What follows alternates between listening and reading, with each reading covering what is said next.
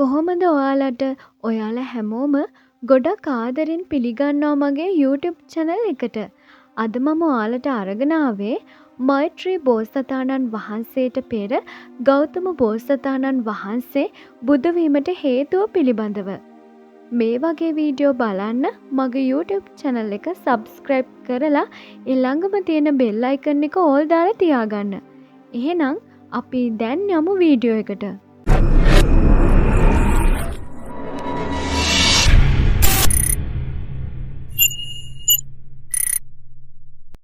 මේ මහා භද්‍ර කල්පේ පළමුවෙන් සම්බුද්ධත්වයට පත් වූයේ කකුසඳ බෝසතාණන් වහන්සේයි. දෙවනුව සම්බුද්ධත්වයට පත් වූයේ කොණාගමන බෝසතාණන් වහන්සේයි. තුන්වෙනුව සම්බුද්ධත්වයට පත් වූයේ කාශ්‍යප බෝසතාණන් වහන්සේයි. ඊළඟට හතරවෙනියට සම්බුද්ධත්වයට පත්වීමට නියමිතව තිබුණේ මෛත්‍රී බෝසතාණන් වහන්සේටයි. පස්වෙනියට සම්බුද්ධත්වයට පත්වීමට නියමිතව තිබුණේ අප ගෞතම බෝසතාණන් වහන්සේටයි. ඒ වන විට මෛත්‍රී බෝසතාණන් වහන්සේ වගේම අපේ බෝසතාණන් වහන්සේත් තුසිත දෙව්ලොව සිට එයින් චුතව මනුල උපත ලබා හිටියා. මෛත්‍රී බෝසතුන් ඒ භවයේදී ගුරුවරයෙකු විදිහට කටයුතු කළා. අපේ බෝසතුන් ඒ ගුරුවරයා සමීපේ හිටිය හොඳම ගෝලයා වුණා. හිමාල මහා වනාන්තරේ තවුස් ගුණ ධර්ම රැකගෙන උන්වහන්සේ අෂ්ට සමාපatti පංච අභිඥා උපදවාගෙන හිමාල වනාන්තරේ කල් ගත කළා.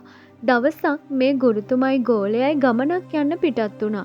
මේ ගමන යන පාර වැටිලා තිබුණේ කැලෑවක් මැදින්.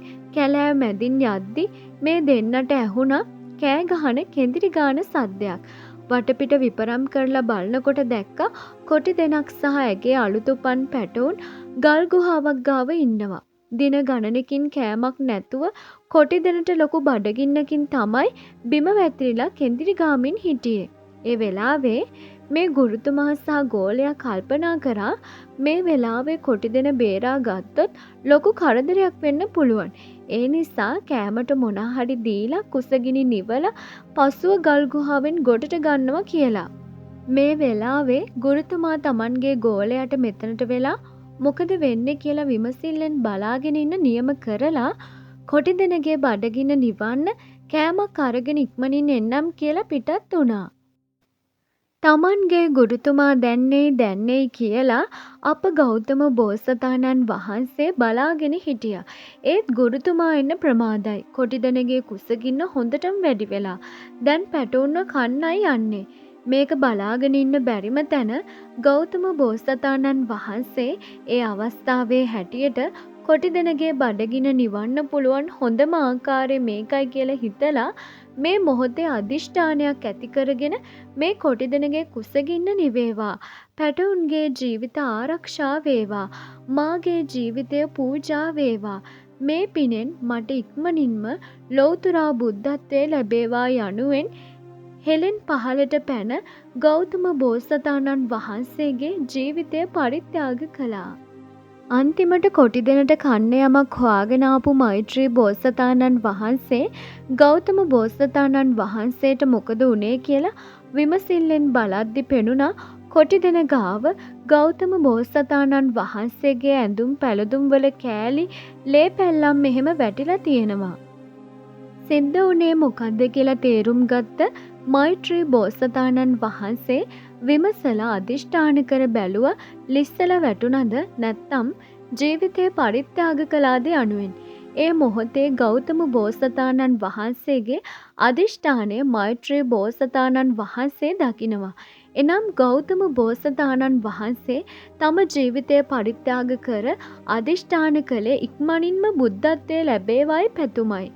මේ ප්‍රාර්ථනාව මත මේ මහා භද්‍ර කල්පේ 4 වෙනියට බුද්ධත්වයේ ලබන්නට පාරමී සම්පූර්ණ කරගත්ත මෛත්‍රී බෝසතාණන් වහන්සේ එතනදී ප්‍රාර්ථනාවක් කළා ඉක්මන් බුදුන් බුදුනාවේ මා ඊළඟට බුදු වෙනවා යනුවෙන්. අපේ බෝසතාණන් වහන්සේට කලින් බුදු වෙන්න අවස්ථාව සලසාදී මෛත්‍රී බෝසතාණන් වහන්සේ පියවරක් ආපස්සට ඇවිත් පරිත්‍යාගයක් කළා.